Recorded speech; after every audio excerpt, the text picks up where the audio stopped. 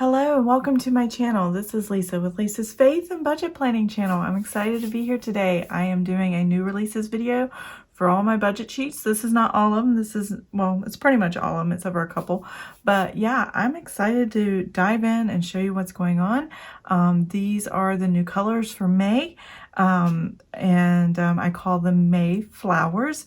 They're already in my Etsy store, Lisa's Faith Budget Plan online. You can find a link in the description box below, but I'm excited about these colors, and it just reminded me of Mother's Day and May and flowers and that time of year and these colors, and I just thought they were gorgeous. I mean, look at that. How beautiful is that? These are new to my shop, printable, downloadable cash envelopes, and I've got these all cut out and shown. I'll show you the rest of these later. I have 6 different designs, so we'll go over that in a little bit, but let's go ahead and get started. I'm going to clear this off and show you each listing one by one in the cash envelopes, and just kind of go over what we've got for the month of May. So I will be right back. Okay, here's the first listing I have. It's a May calendar. It's dated and when the Sunday starts. You have a note section on one side, and you can print multiple of these for many different reasons. I actually print 3 of these for every month. One is for my calendar for my bills transactions. A second one is for the weekly check-in, and a third one is kind of my content planner where I lay out what videos I'm going to do for what day, or try to for what day. I don't always get to do them on that day, but it gives me an idea how to map out when I need to film. So I print multiple of these for many different reasons, and they're already pre-dated. I did have to split the last 2 days of the month in half, just because Saturday started, or the first started on a Saturday this month and left all those boxes open. I thought it would be confusing if I moved it up here.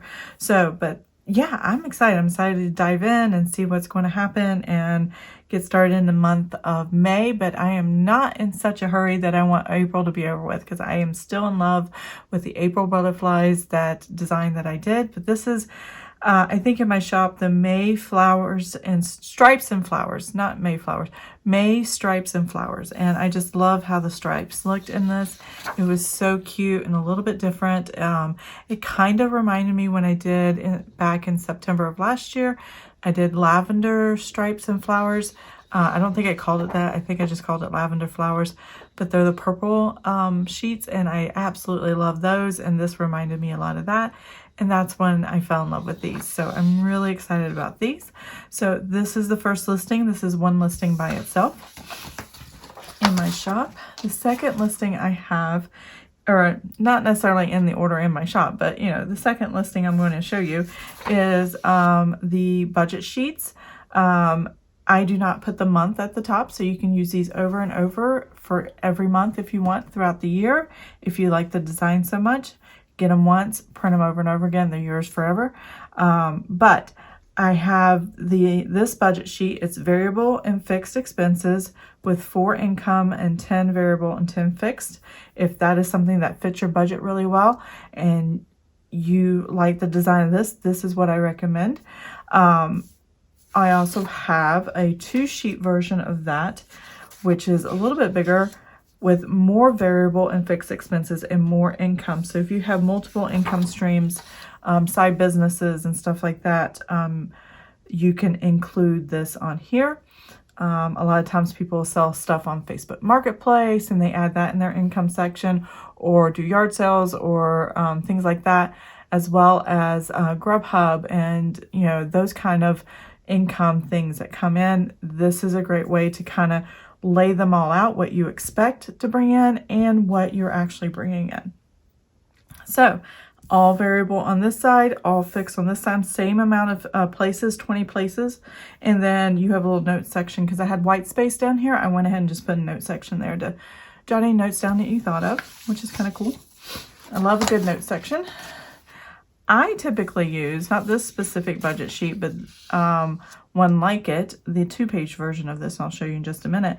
But this budget sheet is just income and then bills and expenses. And I recently last month put bills and expenses right here, and that really made a big difference for a lot of people, because I think when you hear just the word expenses, you're just like, that's your spending stuff. And it didn't click some people that, oh, I can put my bills and my expenses. Even though I was writing my bills out when I did my videos, if they only saw my sheets, they may not have seen the video. It didn't click with them. So now that that's there, it makes more sense, and it gives them clarity to write bills and spending categories and any extras on top of it. So that's really cool. So I really like this. I actually use this version, which is a 2-page sheets, because I need more lines to cover all my bills and expenses. And I tend to write my bills and expenses in an order of when they come out of my bank. So I'm just going through, and I'm not all over the place, you know, checking things off and stuff like that.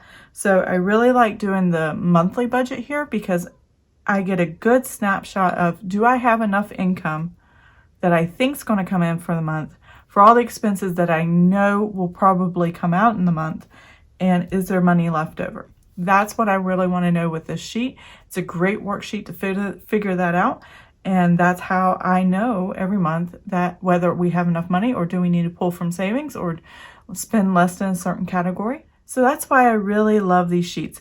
I actually use this one, but I am actually going to modify mine in my videos. I'm going to print a page, and I'm only going to change this side here, and I'm going to move this stuff down a couple more lines, because I just never have enough room in the income section, because I separate everything out.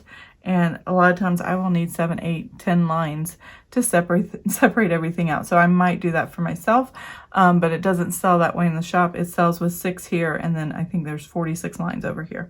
Now, I never fill the whole thing, but I can use the bottom as notes or something like that. But I fill most of it on the second side. So there is that. The next listing I have is a 5-page listing for paycheck to paycheck. So if you are a paycheck to paycheck budgeter, this is a perfect listing for you. All you need to do is print these off. I have paychecks 1 through 5, which is fairly common. There could be 5 weeks in a month. Most of the time there's only 4 weeks.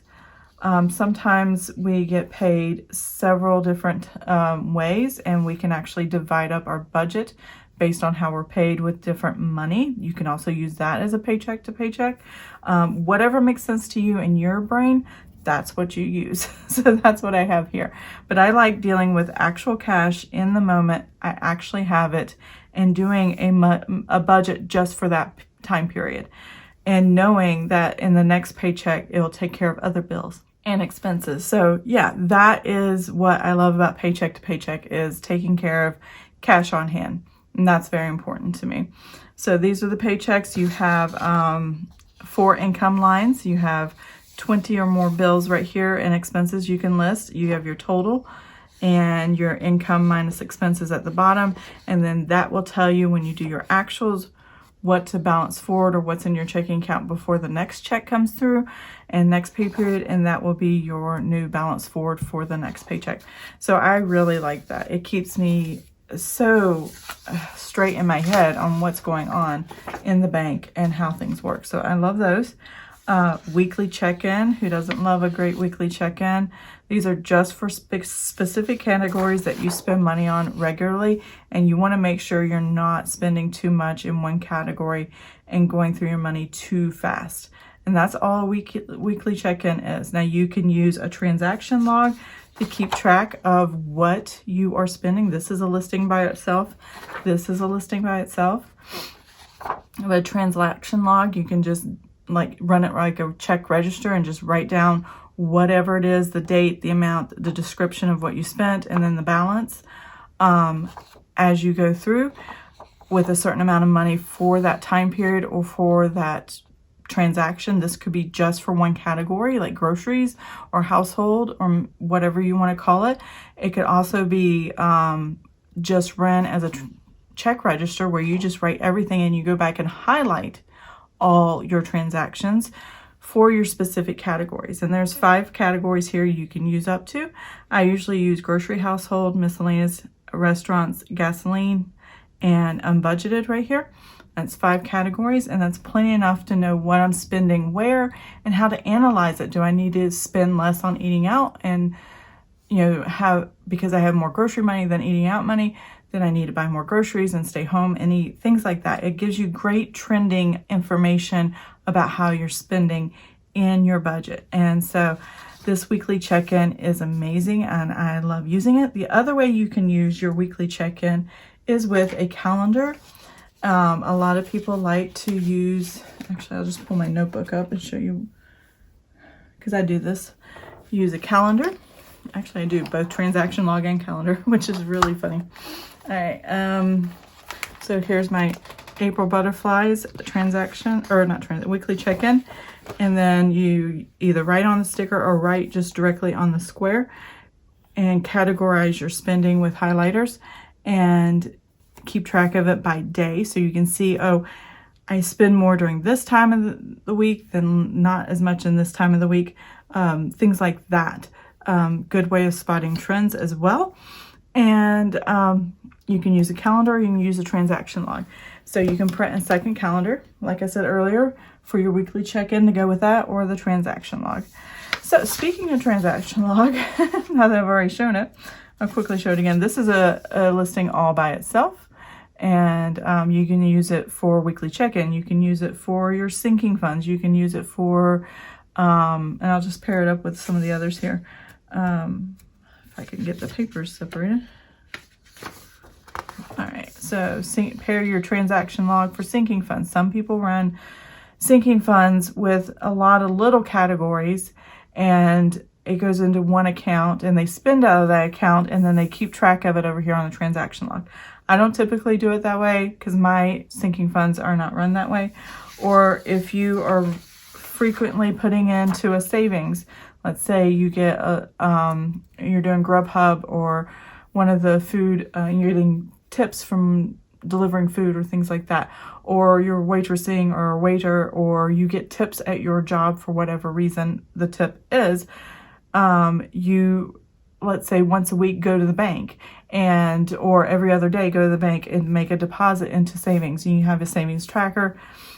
And if you're going in and out of that savings account or that checking account, you can use a transaction log with that. Let's see, and I'll show those again in a minute. And that's about it. I think that's about all the tracker's really good for. And transaction logs, whatever it is you need to write on for transactions, this is a good log for that. I used to have transaction logs that had different titles. It would say grocery household or restaurants or miscellaneous or gasoline. I'm no longer putting those in the shop. If you are interested in one, please email me through Etsy or my email address below. I would love to set one up for somebody if that's what they needed. If not, this will be in the shop and you can assign it to whatever you want it to be. I love the flexibility. So here's what I've been using for a long time for savings tracker and sinking funds. These are two different listings. So you have your savings tracker, your date, your beginning, how much you add to the account, and how much you take out of the account, and your ending balance for the month. And then you have sinking funds, same thing, except for it's a category, beginning, what you added to the category, what you took out of that category, and what the new ending balance is. So these two I run together in my budget videos, which are nice, and I have enjoyed them. I'm thinking about running something a little bit different. For one of them, let's see if I can find it real quick, a savings tracker. And I realized I made a mistake when I did this one. This font is too small. I have to change that. But other than that, it's pretty much the same. But this savings tracker is also another listing in my Etsy store. And it's live now. But I will fix that before you see the video. This savings tracker. And I got this idea after doing a debt snowball tracker as well. And I'll show that in just a minute, where you have a savings category. And this can almost be like a sinking fund savings tracker as well, where you have a specific savings you're saving for, your starting balance, the amount you added, the amount you subtracted, and your ending balance. And you do that for each category. And I have 1, 2, 3, 4, 5. Is that really? 1, 2, 3, 4, 5. Yeah, 5. 10 of these savings categories that you can track and for different things that you are trying to save up for. If you like to break down your savings even smaller, instead of doing a savings for different things on just a list like I have here, they're pretty much the same thing, except for this is by date and what you're saving. This is generally for one account. This can be many accounts. This almost kind of reminds me a paper version of, what is that? Capital One 360, where you have all the different, you have one account, but I think they categorize and you assign the dollars to different things. This is very similar in a paper version. And with 10 of these on here, I think that would work very well for somebody if that is what makes sense to them. So I offer that in my shop now. I have two other sheets here, and then the cash envelopes. So I mentioned the debt snowball tracker. So this is what inspired the savings tracker. This only has 8 instead of 10 because I had more lines here. I took one or two of the lines out and shrank them, and then not shrink them, but there was more room to add more to it. So that's why this had more. And so this is, you can name your debt, your starting balance, your minimum payment, the amount paid, the interest charged, and ending balance. And it's just a simple way of compartmentalizing your debt separately. And then I was thinking, this could be really good if you're trying to pay off student loan debt, let's say, and there's several different loans underneath the one big loan total that you have. You can assign each loan by their date or by give them an alphabet. I used to label mine A, B, C, D. Some people did 1, 2, 3, 4, whatever, however you want to label it. And that's how the debt tracker worked. You can target specific loans in your school loan, and this would be something good for that. Or if you have several credit cards or whatever, you can print as many of these as you want if you need more. I've known people to have 10 or 12 debts that they're working on, and I am actually considering putting this in my system of tracking where you can see my mortgage. And then also I do use my credit card. I do pay it off every month, but I want to show it on here. So my 2 of these would be used. That's all I would really have. But that's okay. I've printed it. I'm going to use it. I think it's a great idea. So I'd like to show people how to use that. Another debt tracker is just something simple. I've always had this one in my shop until I brought this along. That's a snowball. This is just a debt tracker where you just have your debt name, your starting balance, how much you paid, the interest, and the ending balance. And if you have several, then this would be a great worksheet for you. Just something simple to have in the shop. Now, my favorite new thing is the cash envelopes, and I don't even use cash. That's the funny thing. I don't even use cash, but these cash envelopes they're just so cute. So simple. Here's the first one that I'm showing. It's got this wood grain with the flowers on the design. I have it with a flap. You just glue it together. You pick the paper you want to use to print, and it's just a simple cash envelope. Put that one right there. I showed this one earlier with the stripes and the flowers. Same flower pattern, just different stripe color. And I just used glue stick. Simple glue stick for the thing. I think I have it right here. Yeah, one of these little glue sticks for school glue. It's disappearing purple. So I use that to glue down my flaps and have the sides. Here's another one. How pretty is that? It's just so cute, and I love it. I absolutely love it. It will hold cash very well. If you saw my cash envelopes for last month that I came up with, actually, let me grab it real quick. I have my April butterflies in the shop right now. I can't think right now. And this is one of the cash envelopes I'm actually using, and that's a lot of cash in there. I keep $1,000 in my home for emergency cash emergency. I don't have to go to an ATM. I don't have to go to a bank. I just have it on hand, and I'm ready to go, especially for natural disasters. I actually paper clip mine together by the hundreds, and I have $1,000 right here. So this is like a starter emergency fund in cash, and then I actually keep a little tracker because sometimes I'll sneak in there and get haircut money out, and I have a hairstylist that comes to my house and cuts hair. So anytime I take anything out, I'm going to write it on here so I can replenish it later when I don't feel like going to the ATM. So I can pay my hairstylist. But these are the same type of cash envelopes that is in. And I really love the designs of these. Let's see if I can get these really in. There we go.